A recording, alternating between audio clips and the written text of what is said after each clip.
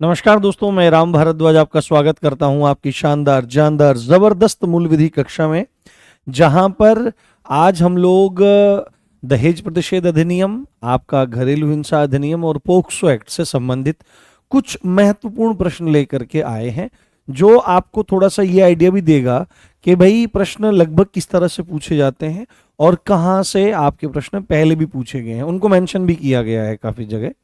लगभग 20-21 के आसपास प्रश्न है, लगभग 20 के आसपास प्रश्न होंगे जिनको हमको सॉल्व करना है, और आप पढ़ेंगे तो पाएंगे कि हाँ, सर ने जो चीजें पढ़ाई हैं वो बिल्कुल सही तरीके से पढ़ा रखी हैं। आप सभी का स्वागत, आप सभी का वंदन, आप सभी का अभिनंदन। जल्दी से आप लोग आ जाइए, फिर हम अपनी क्लास को शुरू करते हैं। ठीक है, थोड़ा सा वेट करेंगे हम लोग आज, क्योंकि क्वेश्चन से रिलेटेड क्लास है, तो सभी के आने का इंतजार यहाँ पर लाजमी बनता है। जी, आप लोग आ जाइए, फिर आज की क्लास को हम बहुत अच्छे से चालू करने वाले हैं। जी,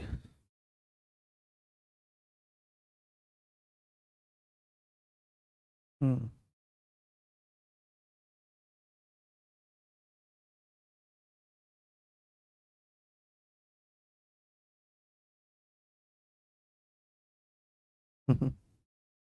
हाँ, बाल वाल कटवा लिए भाई, कोई दिक्कत नहीं, बड़े हो रहे थे बहुत ज्यादा। हाँ, समस्या आती है। जी, चलिए चलिए शुरू की जाए क्लास आज की। मुझे एक बार बता दीजिए, आज की क्लास को चालू किया जाए। हाँ,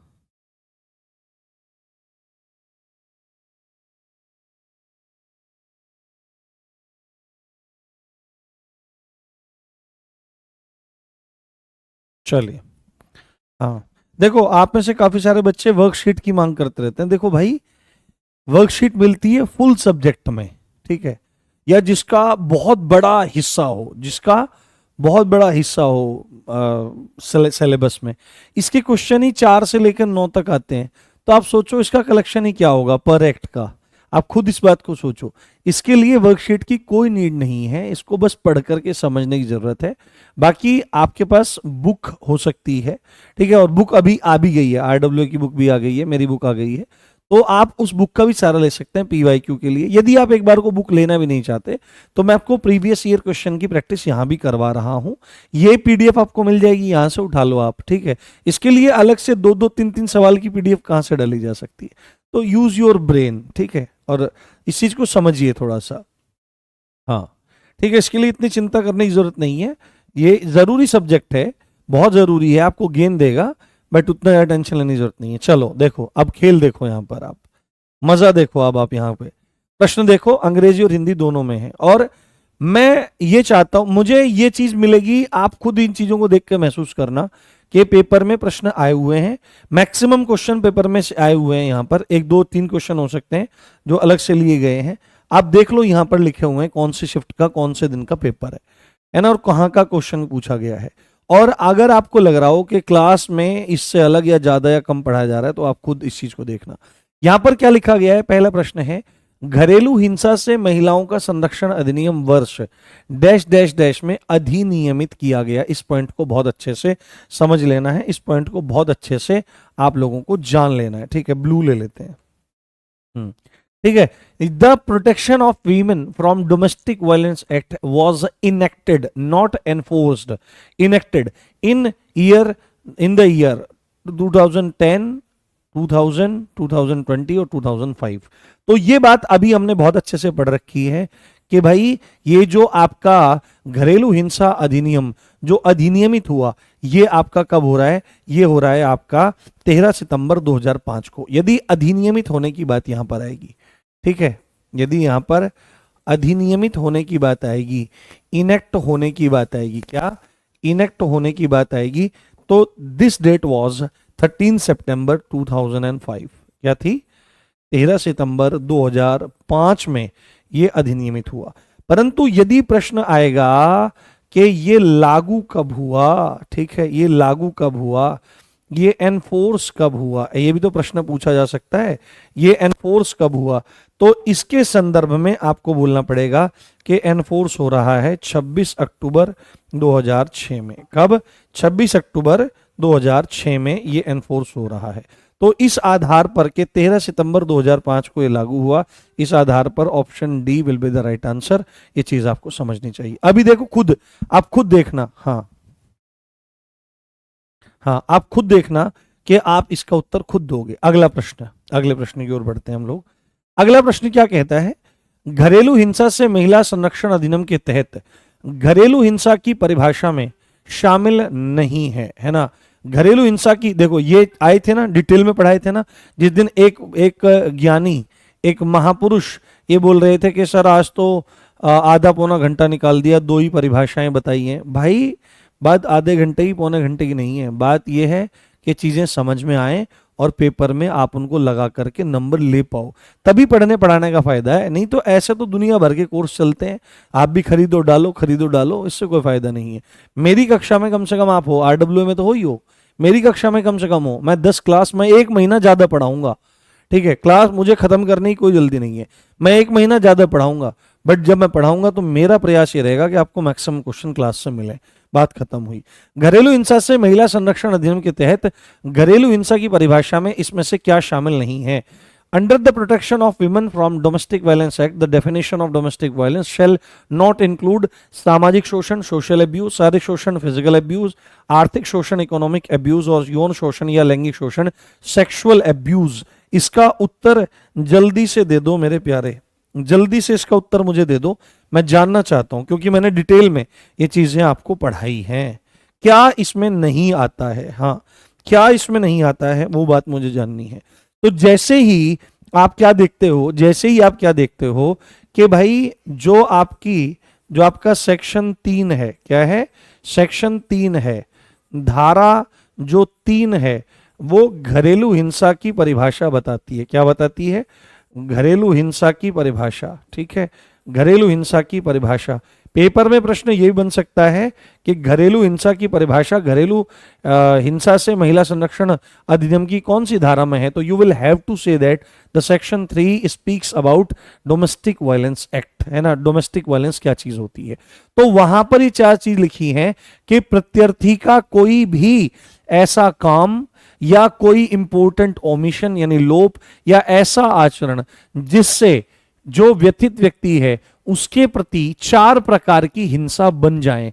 पहली हिंसा उसमें क्या है, पहली हिंसा उसमें शारीरिक हिंसा है, यानी कि फिजिकल अब्यूज होना चाहिए या तो उससे।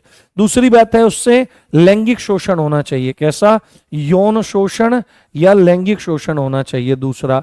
तीसरा उसी में एक पॉइंट हमारा आया था मौखिक या भावनात्मक, क्या आया था उसमें, मौखिक या भावनात्मक, मौखिक या भावनात्मक। और ये पेपर में आए हुए क्वेश्चन है, अभी टाइपिस्ट ने हो सकता है कि वो लिखना भूल गए हों या जगह नहीं मालूम दे रही होगी, ये पेपर में आए हुए क्वेश्चन है। मौखिक एवं भावनात्मक शोषण ये था, और चौथा कौन सा था हमारा, आर्थिक शोषण। यानी कि इसके हिसाब से, इस क्वेश्चन के हिसाब से 1 2 3 ये तीनों सही हैं, परंतु उसमें सामाजिक शोषण की कहीं भी बात नहीं होती कि under the protection of women from domestic violence act the definition of domestic violence shall not include social abuse. तो ऐसी कोई भी चीज वहां पर नहीं होती, ये धारा 3 बोलती है। कैसे हैं प्रश्न बताओ, सॉल्व हो रहे हैं कि नहीं हो रहे हैं, मैं बाद में बढ़ूंगा आगे, पहले मुझे जानना है कि क्वेश्चन सॉल्व हो रहे हैं कि नहीं हो रहे हैं, मजा आ रहा है कि नहीं आ रहा है, क्लास में से क्वेश्चन है कि नहीं। और ये PYQ है, मैं लिख के दे रहा हूं आपको, ये मैंने पहले भी करवाए थे, जब मैं पहले करवाए, ये PYQ है, ये पेपर में आया हुआ क्वेश्चन है। बताओ समझ में आ रही है बात, नहीं आ रही है, बताओ।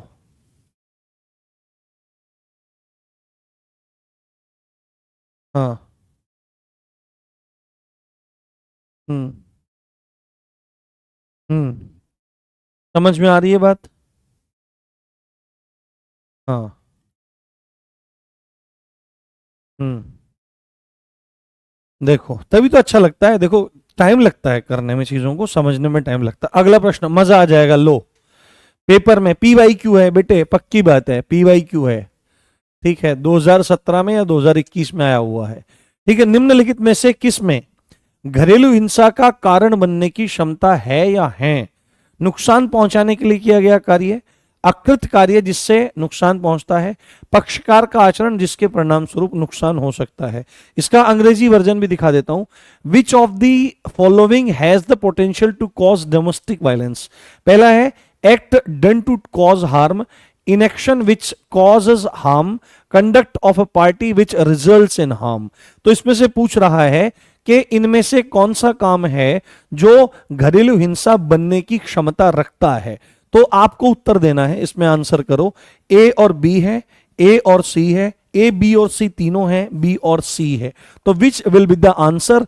तो अभी अभी मैंने आपको एक बात समझाई, अभी अभी मैंने आपको एक बात बताई कि जो सेक्शन 3 है, जो घरेलू हिंसा की परिभाषा बोलता है, उसमें सीधे एक बात बोली गई है कि रेस्पोंडेंट यानी प्रत्यर्थी यानी जालिम यानी जुल्म करने वाला यानी घरेलू हिंसा को गठित करने वाला जो व्यक्ति है, उसके द्वारा किया गया कोई कार्य या उसके द्वारा किया गया कोई जरूरी काम जो किया जाना था उसका लोप कर दिया, उन्हें क्या कर दिया, ओमिशन कर दिया, उसका वो काम जो उसके द्वारा किया जाना चाहिए था नहीं किया, या उसका ऐसा कोई बिहेव जो महिला या व्यथित व्यक्ति के प्रति 4 तरह के शोषणों को बढ़ाता हो, जिसमें शारीरिक शोषण है, जिसमें आपका लैंगिक शोषण है, जिसमें मौखिक एवं भावनात्मक शोषण है, या उसमें आर्थिक शोषण है, घरेलू हिंसा कहलाता है। तो यानी कि ये भी हमारा सही है, हमारा ये भी अकृत कार्य, यानी कि जो अकृत, अ मतलब नहीं, कृत मतलब किया गया, कि ऐसा काम जो नहीं किया गया है पर किया जाना चाहिए था और न करने से नुकसान पहुंच रहा है, तो इसी को कहते हैं लोप करना, जरूरी काम को न करना, इसी को कहते हैं ओमिशन। और पक्षकार का कोई ऐसा बिहेव है ना, प्रत्यर्थी का कोई ऐसा बिहेव जिससे घरेलू हिंसा घटित होती हो।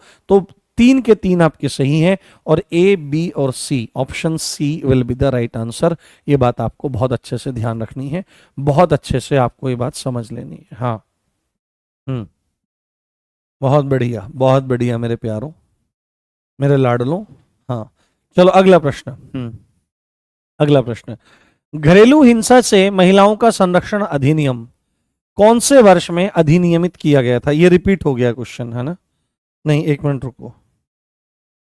हाँ, देखो देखो, ये क्वेश्चन एग्जाम में ही रिपीट हो गया है, यहां पे भी रिपीट हो गया है, एग्जाम में भी रिपीट हो गया है। यहां पर है 29/11/2021। कब है? 29/11/2021।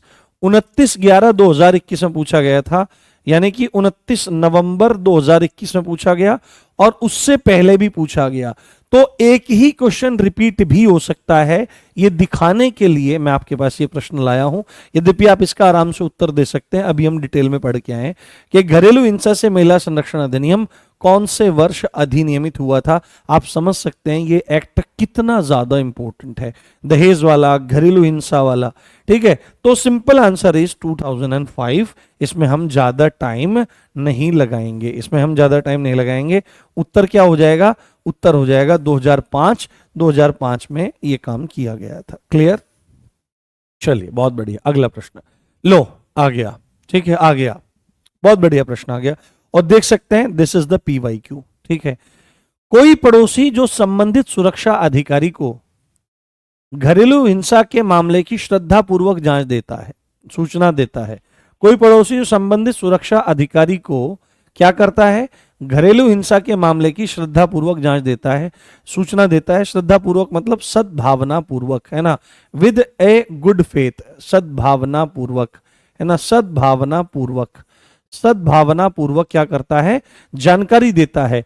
तो उसका क्या है? वित्तीय दायित्व है, आपराधिक दायित्व है, नागरिक दायित्व है, या कोई दायित्व नहीं है। A neighbour who devotedly reports a case of domestic violence to the concern security officer. और कंसर्न सिक्योरिटी ऑफिसर से मतलब यहां पर PO से है, यहां पर संरक्षण अधिकारी से है।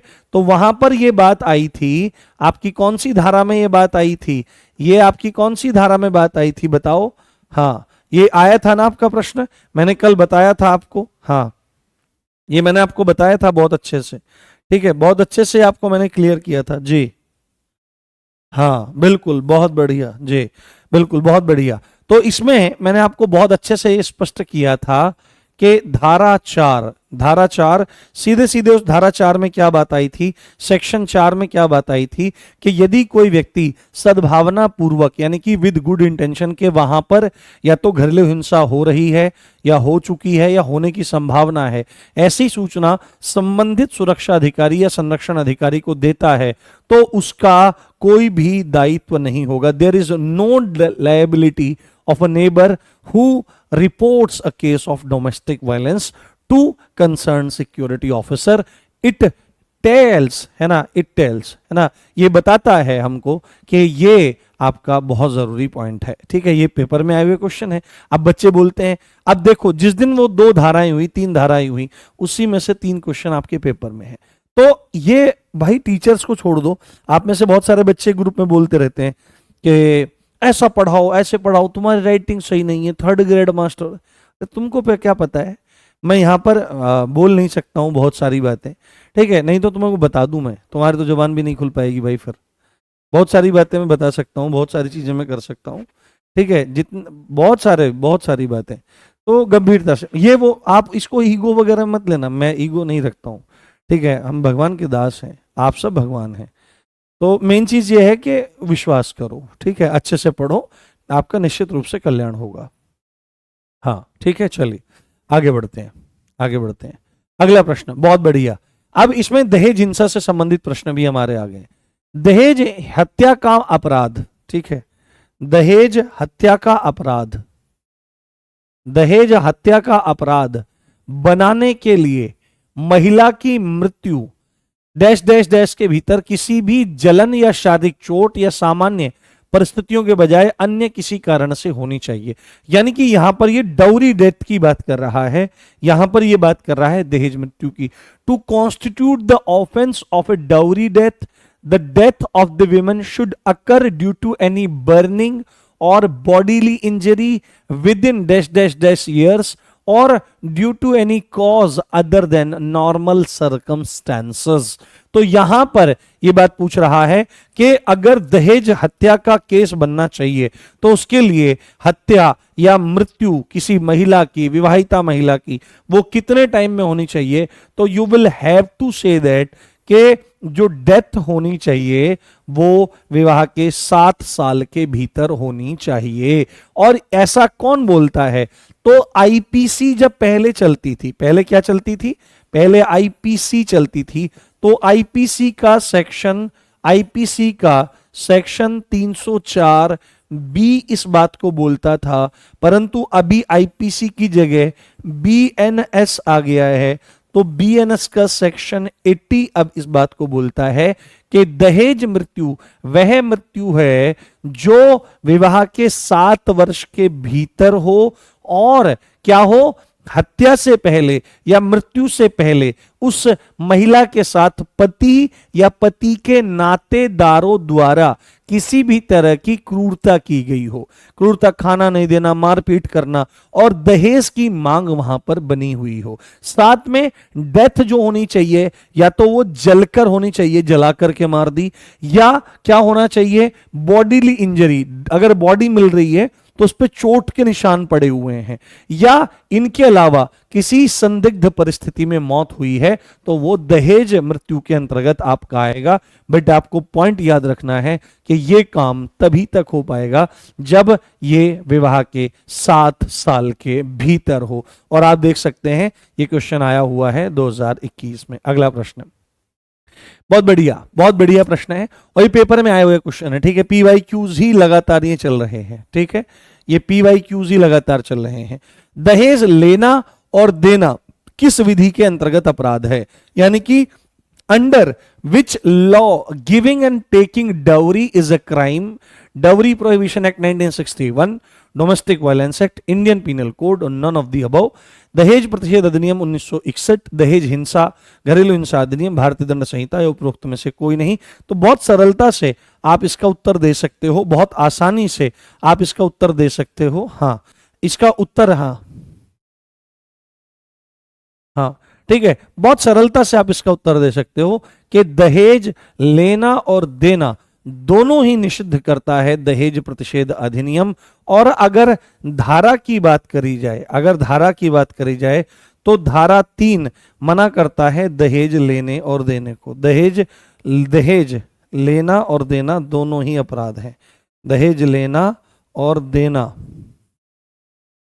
दोनों ही अपराध हैं, दोनों ही अपराध हैं, ये बात बोलता है सेक्शन 3। और इसी में आप जोड़ लीजिए सेक्शन 4, जहां पर क्या है, दहेज मांगना भी अपराध है। ये लेने देने वाली तो बात है, ये दहेज मांगना भी अपराध है। दहेज मांगना भी अपराध है, ठीक है। तो सेक्शन 3 और 4 मोस्ट इंपोर्टेंट हो जाते हैं आपके लिए, क्योंकि हो सकता है इस बार वो नंबर पूछ ले। ठीक, क्लियर हो रहा है पॉइंट? आगे बढ़ते हैं। अगला प्रश्न देखो आपके सामने है, घरेलू हिंसा से महिलाओं का संरक्षण अधिनियम 2005 का विस्तार कहां पर है? ये 2011 में पूछा गया है ना, 2011 के एसआई एग्जाम में। ये प्रीवियस ईयर क्वेश्चन 2011, 2017, 2021 तीनों से संबंधित है।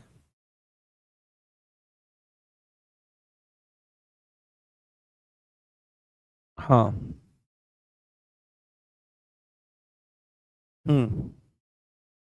हाँ, हाँ। क्या बच्चा कोई बोल रहा है? स्पीड से चलिए, लीजिए,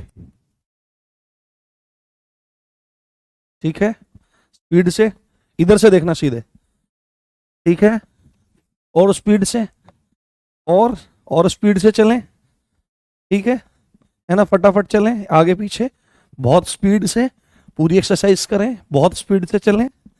अरे भाई यार क्या बात कर रहे हो आप? हाँ, बेवकूफों वाली बात मत किया करो, बहुत स्पीड से चलें, तरीके से चलना जरूरी है। देखो, तो 2011 में क्वेश्चन आया था, घरेलू हिंसा से संबंधित यह है तो संपूर्ण भारत पर, जम्मू कश्मीर की सिवाय संपूर्ण भारत पर, आपके केवल केंद्र शासित प्रदेश राज्यों पर, या उक्त में से कोई नहीं। हाँ ठीक है, पागल वाली बात करते रहते हो। तो देखो 2011 में जब ये आया था तो मैंने आपको एक बात बोली थी कि हर एक्ट की धारा 1 क्या बात करती है? बात करती है short title, extent and enforcement, संक्षिप्त नाम, विस्तार और प्रारंभ। विस्तार और प्रारंभ, ठीक है, विस्तार और प्रारंभ इस बारे में बात करती है। तो 2011 में जब ये क्वेश्चन आया था तो इसका उत्तर ये रहा होगा, क्योंकि जब तक जम्मू कश्मीर का विशेष राज्य का दर्जा नहीं छीना गया था। पर अगर आज ये क्वेश्चन आ जाए तो आज आपको उत्तर लगाना है ये कि घरेलू हिंसा से महिलाओं का संरक्षण अधिनियम 2005 जो है उसका विस्तार संपूर्ण भारत पर है। हाँ, हाँ, हाँ, ठीक है, चलिए, बहुत बढ़िया। अगला प्रश्न हमारा, दो व्यक्तियों के बीच अपनी मर्जी से दहेज के लेन देन के लिए किए गए करार की वैधानिक स्थिति निम्न में से क्या होगी? दहेज प्रतिषेध अधिनियम 1961 की धारा 5 के आलोक में शून्य होगी। पीड़ित व्यक्ति मुआवजे का हकदार होगा। दहेज प्रतिषेध अधिनियम 1961 की धारा 6 के आलोक में शून्य होगी, उपयुक्त में से कोई नहीं। 2011 का प्रश्न है, विच of the following will be the legal status of an agreement made between two persons for the transaction of dowry voluntarily? It will be void in light of section 5 of the Dowry Prohibition Act 1961. The aggrieved person will be entitled to compensation. It will be void in light of section 6 of the Dowry Prohibition Act 1961 and none of the above. तो मैंने बहुत अच्छे से आपको इसका उत्तर बता रखा है कि दहेज के लेने देने के जो करार होंगे वो शून्य होंगे, वो वॉइड होंगे, नल एंड वॉइड होंगे। और ऐसा कौन सी धारा बोलती है? सेक्शन 5 ऑफ दहेज प्रतिषेध अधिनियम डाउरी प्रोहिबिशन एक्ट के दहेज लेने देने के जो एग्रीमेंट होंगे वो आपके शून्य माने जाएंगे। Option A will be the right answer. Option A will be the right answer. ये बात आपको बहुत अच्छे से समझ लेनी है। हाँ, हाँ, ठीक है, क्लियर, बहुत बढ़िया। चलिए आगे बढ़ते हैं, तेज तेज चलते हैं। हाँ, अगला प्रश्न, दहेज में क्या शामिल नहीं है? दहेज में क्या शामिल नहीं है? विवाह के समय पक्षकारों को कुछ देने के लिए किया गया करार, विवाह के बाद लड़की के घर वालों से सामान मांगना, विवाह के पूर्व आपस में लेने और देने की संविदा और मेहर। बताओ क्या होना चाहिए उत्तर? बताओ क्या होना चाहिए उत्तर? What will be the answer? हम्म हम्म बताओ। हाँ, विद दहेज। तो आपको पता है डाउरी प्रोहिबिशन एक्ट की धारा 2 है ना, धारा 2 है ना, धारा 2 में ये सब चीजें बताई गई हैं आपकी। तो वहां पर क्या बात आती है घर इसके दहेज की परिभाषा में कि क्या, कि कोई संपत्ति या मूल्यवान प्रतिभूति जो विवाह के पहले, विवाह के बाद, विवाह के समय, विवाह के एक पक्षकार के द्वारा दूसरे पक्षकार को, विवाह के एक पक्ष के माता पिता द्वारा दूसरे पक्ष के माता पिता को, या विवाह के एक पक्ष के किसी व्यक्ति के द्वारा दूसरे पक्ष के किसी व्यक्ति को डायरेक्टली या इनडायरेक्टली ली और दी जाती है, या लेने और देने का करार किया जाता है, तो वो चीज क्या कहलाती है? आपकी दहेज कहलाती है। परंतु मुस्लिम समुदाय में एक प्रथा है कि शादी के टाइम पर, है ना, शादी के टाइम पर क्या होता है? शादी के टाइम पर वधू को यानी दुल्हन को, यानी कि ब्राइड को, लड़का यानी दूल्हा या लड़के का पिता न्योछावर के रूप में, गिफ्ट के रूप में एक धनराशि देता है, और वह धनराशि मेहर या महर कहलाती है, जो दहेज नहीं है, जो दहेज नहीं है, जो दहेज नहीं है। ये बात आपको ध्यान रखनी है। तो option D will be the right answer, ये आपको ध्यान रखना चाहिए। ठीक, ये सब आए हुए क्वेश्चन हैं आपके। अगला प्रश्न, दहेज प्रतिषेध अधिनियम के अंतर्गत अपराधों का संज्ञान कौन ले सकता है? दहेज प्रतिषेध अधिकारी, प्रथम श्रेणी न्यायिक मजिस्ट्रेट या महानगर मजिस्ट्रेट, द्वितीय श्रेणी का मजिस्ट्रेट, या कोई भी magistrate. Who can take cognizance of crimes under the dowry prohibition act? Dowry prohibition officer, first class judicial magistrate or metropolitan magistrate, second class magistrate, या एनी मजिस्ट्रेट? बताइए, इसका उत्तर मैंने आपको करवा रखा है, बताइए, आंसर करिए। देखना चाहता हूं मैं कि आपको कितना आता है। हाँ हाँ, नहीं, हार्ड से क्या मतलब है? हाँ, हम्म हम्म बहुत अच्छे से बता रखा है। अपराधों का संज्ञान का क्या मतलब है? ये बात मैंने बहुत अच्छे से स्पष्ट कर रखी है। अपराधों के संज्ञान से मतलब है सुनवाई कौन कर सकता है। सीधी बात थी, क्या थी? सीधी बात थी सुनवाई, है ना। सुनवाई कौन कर सकता है? सुनवाई कौन कर सकता है? सुनवाई कौन कर सकता है? सुनवाई कौन कर सकता है, इस संदर्भ बात है। तो दहेज प्रतिषेध अधिकारी सुनवाई थोड़ी करेगा।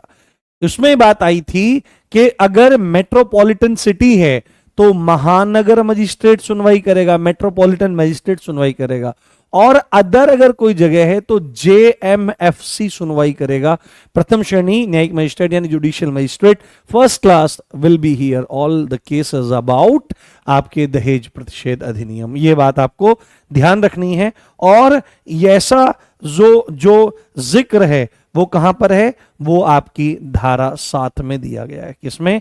धारा या सेक्शन 7 में दिया गया है, 7 है ना, 7 दहेज प्रतिषेध अधिनियम की धारा 7 में इस तरह की बात आपकी की गई है। ये बात आपको ध्यान रखनी है। ऑप्शन बी हमारा सही होगा। अगला प्रश्न, घरेलू हिंसा से महिलाओं का संरक्षण अधिनियम 2005 की धारा 12 के अंतर्गत कौन आवेदन पत्र प्रस्तुत कर सकता है? Who can submit an application under section 12 of the protection of women from domestic violence act 2005। तो ये बात कल ही हमारे सामने आई थी कि आपका यदि कहीं पर घरेलू हिंसा संबंधित मामला हो रहा है तो महिला की तरफ से या कौन कौन अप्लाई कर सकता है? एप्लीकेशन टू मजिस्ट्रेट, ये हमने पढ़ा था सेक्शन 12 में। तो कौन अप्लाई कर सकता है? तो इसमें आ गया आपका संरक्षा अधिकारी, इसमें आ गया आपका व्यथित महिला, इसमें आ गया व्यथित व्यक्ति की ओर से कोई अन्य व्यक्ति या उपर्युक्त सभी, है ना। यानी protection officer, aggrieved person, any other person on behalf of the aggrieved person, all of the above. तो आपको ये बात पता है कि व्यथित महिला, व्यथित व्यक्ति भी ऐसा काम कर सकता है, वो नहीं कर रही तो उसकी तरफ से प्रोटेक्शन ऑफिसर, संरक्षण अधिकारी ये काम कर सकता है। यदि वो भी नहीं कर रहा है तो व्यथित व्यक्ति की ओर से अदर कोई भी ये काम कर सकता है, उसकी माँ, उसकी भाई, उसका बाप, उसके पिता, कोई भी अप्लाई कर सकता है। यानी आप कह सकते हैं कि एप्लीकेशन टू मजिस्ट्रेट कोई भी कर सकता है, चाहे वो व्यथित व्यक्ति खुद हो या प्रोटेक्शन ऑफिसर हो या उसकी तरफ से कोई भी व्यक्ति। Option D will be the right answer. ये आपकी धारा 12 बता रही है। अब आपको आइडिया भी आ रहा होगा कि प्रश्न किस तरह से पूछे जाते हैं, और जिस तरह की आपकी क्लासेस चल रही हैं उनको बहुत गंभीरता से पढ़ने के बाद शायद ही आप कोई प्रश्न गलत करके आए। ठीक है। और देखो मैं आपको एक बात बताता हूं, यदि आपको फिर भी लगता है कि क्लास में थोड़ी बहुत कमी हो जा रही है, जैसे एक दो मैंने कमेंट देखे कि सर क्लासेस करने के बाद मैक्सिमम पीवाईक्यूज वगैरह सॉल्व हो जाते हैं पर कुछ एक क्वेश्चन हमारे रह जाते हैं, तो ये सब्जेक्ट इतना टिपिकल है। क्यों टिपिकल है? क्योंकि इन्होंने एक ना समय इसका दायरा बांध रखा है, फिर क्वेश्चन भी बाहर इधर उधर से पूछ लेते हैं। अब देखो कितना बड़ा कानून है। तो जब एग्जाम आएगा हम विविध करके, है ना, मिससेलेनियस करके एक क्लास, एक चैप्टर अलग से करवाएंगे, उसमें से आपको बहुत मदद मिलेगी और मैक्सिमम क्वेश्चन आपके सही हो जाएंगे। अगर 8 क्वेश्चन आ रहे हैं तो हम अगर 6-7 प्रश्न भी कर पा रहे हैं मूल विधि में तो हमारे लिए बहुत बड़ी बात है। ये बात ध्यान रखना आप। ठीक है, आगे। घरेलू हिंसा से महिलाओं का संरक्षण अधिनियम 2005 की, ये सब पीवाईक्यू हैं, सब पूछे गए हैं। 32 का अपराध होगा, या ना 32 में अपराध होंगे। यानी कि अभी मैंने ये बात आपको बताई थी कि section 32 of domestic violence act क्या कहता है कि इस अधिनियम से संबंधित अपराध कैसे होंगे। असंज्ञेय और गैर जमानतीय, असंज्ञेय और जमानतीय, संज्ञेय और जमानतीय, संज्ञेय और गैर जमानतीय। यानी the offence under section 32 of protection of women from domestic violence act 2005 shall be non-cognizable and non-bailable, non-cognizable and bailable, cognizable and bailable, or cognizable and non-bailable. What will be the right answer? Kindly mention in the comment box. हाँ, हम्म, हम्म, हाँ, बहुत बढ़िया, बहुत बढ़िया। तो स्पष्ट रूप से आप बोल सकते हैं कि अगर इस एक्ट के अंतर्गत कोई अपराध करता है तो वे अपराध संज्ञेय होंगे, कॉग्निजेबल होंगे। कॉग्निजेबल ऑफेंसेस का क्या मतलब होता है? सीधे सीधे मतलब होता है जहां पर पुलिस बिना वारंट के गिरफ्तार कर सकती है। बिना वारंट कोर्ट में जाके वारंट उठा के लाने की जरूरत नहीं है, सीधे पुलिस ला करके पकड़ के लाएगी, गिरफ्तार करके लाएगी और सीधे चालान करके और मतलब कार्रवाई को आगे बढ़ा दिया जाएगा। ठीक है। और गैर जमानती, जमानत नहीं होगी कहीं से भी इस तरह के मामलों में। तो घरेलू हिंसा का मामला इतना खतरनाक है, आप समझ सकते हैं कितना तगड़ा ये है। Option D. अगला प्रश्न, घरेलू हिंसा अधिनियम के अधीन अधिसूचित आश्रय गृह पीड़ित व्यक्ति को आश्रय प्रदान करने हेतु बाध्य है मात्र संरक्षण अधिकारी के अनुरोध पर, मात्र किसी मजिस्ट्रेट के अनुरोध पर, किसी पुलिस अधिकारी के अनुरोध पर, या पीड़ित व्यक्ति के अनुरोध पर। यानी कि यहां पर शेल्टर होम्स की बात की जा रही है। ड्यूटीज ऑफ शेल्टर होम्स करके हमने एक आपकी धारा पढ़ी थी। The shelter home notified under domestic violence act is bound to provide shelter to the aggrieved person when only on the request of protection officer, only on the request of a magistrate, on the request of a police officer, on the request of aggrieved person। तो इसका उत्तर आपको बहुत अच्छे से देना है। तो सीधे ही हमने एक बात वहां पर देखी थी, धारा कौन सी? धारा 6। और धारा 6 में क्या क्या था? आश्रय गृह के कर्तव्य। तो वहां पर सीधे ही बात आई थी कि यदि व्यथित व्यक्ति या व्यथित व्यक्ति की तरफ से संरक्षण अधिकारी या अन्य कोई क्या काम करता है कि जो शेल्टर होम है उसके ऑफिसर इंचार्ज को, उसके भार साधक अधिकारी को आश्रय प्रदान करने के लिए अनुरोध करता है, क्या करता है? आपका रिक्वेस्ट करता है, तो उसको संरक्षण स्थल देना होगा, आश्रय स्थल देना होगा। तो इसमें बात है मात्र जो शब्द लग गया इसके आधार पर ये गलत हो गया। मात्र मजिस्ट्रेट के कहने पर नहीं, किसी पुलिस अधिकारी के कहने पर नहीं, सीधे यहां पर जो सही बिल्कुल बन रहा है वो व्यथित व्यक्ति, पीड़ित व्यक्ति के अनुरोध पर। यदि यहां पर मात्र न लगा होता फिर तो ये और इत्यादि सारे सही हो जाते। मात्र शब्द लगना, ओनली ऑन, ये गलत है। हाँ, ये आपका गलत है प्रयोग। तो यहां पर ऑप्शन डी हमारा सही हो जाएगा, पीड़ित व्यक्ति के कहने पर, on the request of aggrieved person. ठीक है, चलिए अगला प्रश्न हमारा। अगला प्रश्न बहुत बढ़िया प्रश्न है। पोक्सो अधिनियम के अनुसार बालक की परिभाषा क्या है? हाँ, पोक्सो एक्ट।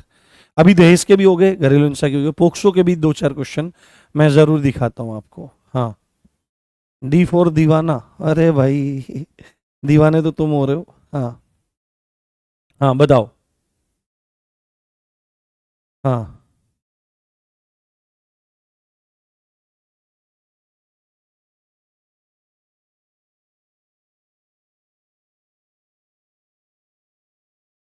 हम्म, ठीक है। देखो, तो पोक्सो अधिनियम के अनुसार जो बालक है, चाइल्ड की परिभाषा तो सीधे ही है, पोक्सो एक्ट के सेक्शन 2D में, है ना, 2D में या 2 घ में हम पढ़ के आए थे। क्या थी? बालक की परिभाषा थी। क्या थी? बालक की परिभाषा थी। बालक की आपकी परिभाषा थी।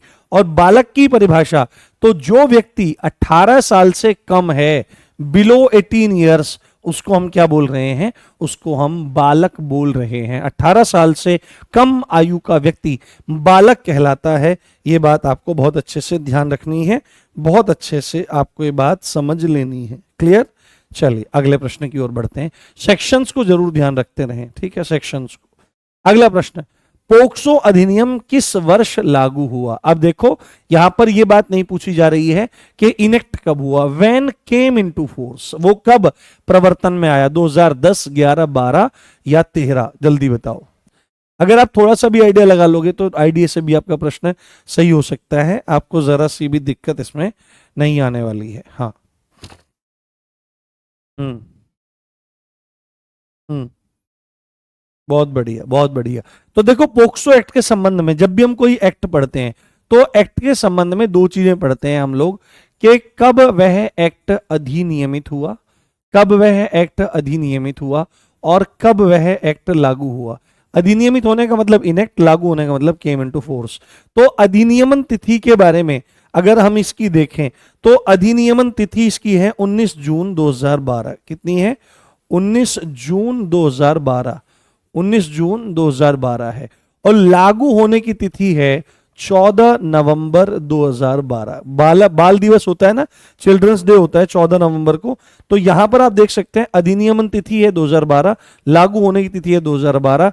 तो ऑप्शन सी हमारा सही हो जाएगा, 2012 हमारा उत्तर इसमें हो जाएगा। ठीक, अगला प्रश्न, पोक्सो अधिनियम की मुख्य विशेषता क्या है? What is the main feature of POCSO act? केवल लड़कियों के लिए है, केवल लड़कों के लिए है, या लिंग तटस्थ है, या केवल बाल श्रमिकों के लिए है? तो आपको एक बात तो पता होनी चाहिए कि बाल श्रमिकों का तो कोई मतलब नहीं है, श्रमिकों के बारे में तो कोई बात वहां पर हो ही नहीं रही है ना, इसका तो कोई मतलब ही नहीं है। तो यहां पर आ रहा है कि only for girls, only for boys, gender neutral है। तो बताइए क्या चीज होनी चाहिए? अगर आप ये बात कहते हो कि पोक्सो जो है वो सिर्फ और सिर्फ किसके लिए है? लड़कियों के लिए है, तो फिर तो रेप वाली जो है वहां पर 16 साल से 18 साल वाली, वो वाली बीएनएस में धाराएं काम कर जाएंगी। बट यहां पर इसका फुल फॉर्म क्या है? Prevention of children from sexual offences act. और चिल्ड्रन, चाइल्ड में लड़का और लड़की दोनों आ जाते हैं। तो POCSO is not only for girl, POCSO is not only for boys, it is gender neutral. ये लिंग तटस्थ है, लड़का और लड़की दोनों को ही लैंगिक शोषण से बचाने के लिए, लैंगिक अपराधों से बचाने के लिए इसकी नींव डाली गई है। और यह क्वेश्चन आपका आ गया, पोक्सो अधिनियम के अंतर्गत या तहत अश्लील प्रयोजनों के लिए बच्चों का प्रयोग करने पर मिनिमम सजा कितनी मिलने वाली है? What is the minimum punishment for using a child for pornographic purposes under POCSO Act? ये आपको पता होना चाहिए, बहुत इंपॉर्टेंट है ये। हाँ, बताओ। हम्म,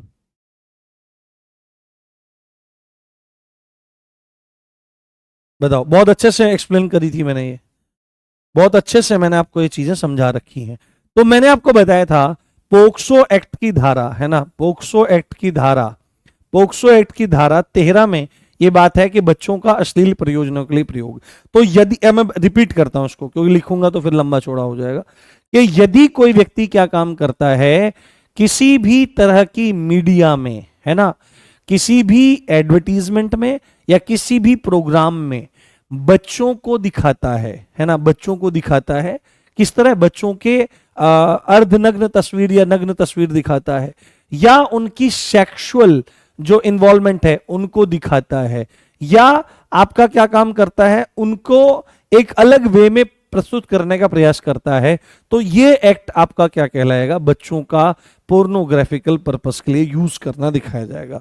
और इसमें एक बात यह आई थी, यदि कोई व्यक्ति ऐसा करते हुए पकड़ा जाता है तो फर्स्ट टाइम में मिनिमम, है ना, फर्स्ट टाइम में मिनिमम उसको 5 साल की जेल होगी। कितनी होगी?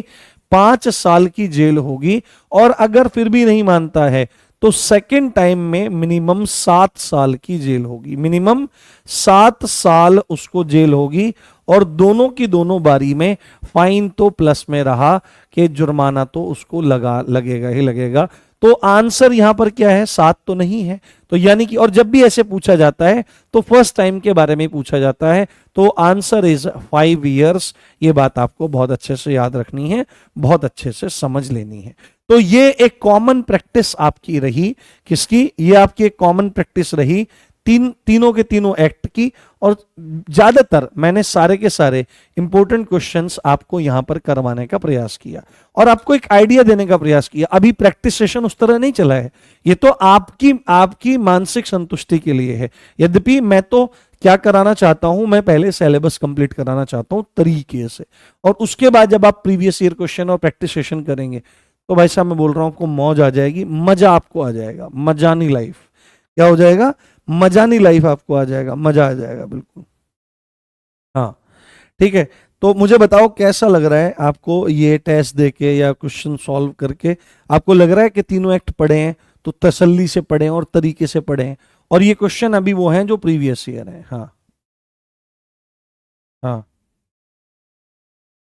हाँ, वो, अरे वो प्रोटेक्शन, हाँ प्रोटेक्शन, हाँ प्रिवेंशन प्रोटेक्शन। अब वो अगर इस जो टंग है वो स्लिप हो गई तो कोई दिक्कत वाली बात नहीं है। हाँ, prevention of children from sexual offences act. हम्म। हाँ, मुझे लगता नहीं कि आपका कोई सा भी क्वेश्चन गलत हुआ होगा। हाँ, मैक्सिमम क्वेश्चन सभी के राइट हुए हैं। बहुत बढ़िया बात है, बहुत ही बढ़िया बात है, बहुत ही बढ़िया बात है। ठीक है, तो believe in your teacher, believe in your self, इस चीज को ध्यान रखो। हम निश्चित जीतेंगे, ये बात आपको बहुत अच्छे से समझ लेनी है। ठीक है, अब कल एक नए एक्ट की शुरुआत होगी, और नया एक्ट जो हम शुरू करेंगे वो शुरू करेंगे हम लोग आपका वाइल्ड लाइफ प्रोटेक्शन एक्ट, क्योंकि बहुत इंपॉर्टेंट है और वहां से बहुत सारे क्वेश्चन आते हैं। वाइल्ड लाइफ प्रोटेक्शन एक्ट, इसको समझेंगे, 1 हफ्ते तक ये एक्ट चलेगा क्योंकि बहुत डीप है, बहुत ही ज्यादा डेंस है, तो इसको हम करेंगे अच्छे से, आप लोग देखना। हाँ हाँ, अब देखो, जो आपको अब लग रहा है क्लास में, अब डेली डाउट तो पूछते हो, सब काम करते हो, आज ग्रुप में क्लास के बारे में, मूल विधि के बारे में अपने अच्छे अच्छे वो डालना, 8 बजे जब खुलेगा, मैं देखूं तुमको कितना मजा आ रहा है कितना। चलिए ठीक है, इसी अच्छी बात के साथ आप देख रहे थे मुझे, मेरा नाम है राम भारद्वाज। कल मिलते हैं वाइल्ड लाइफ प्रोटेक्शन एक्ट के साथ जबरदस्त क्लास में। नमस्कार, जय हिंद, जय Bharat, love you all guys, bye, take care.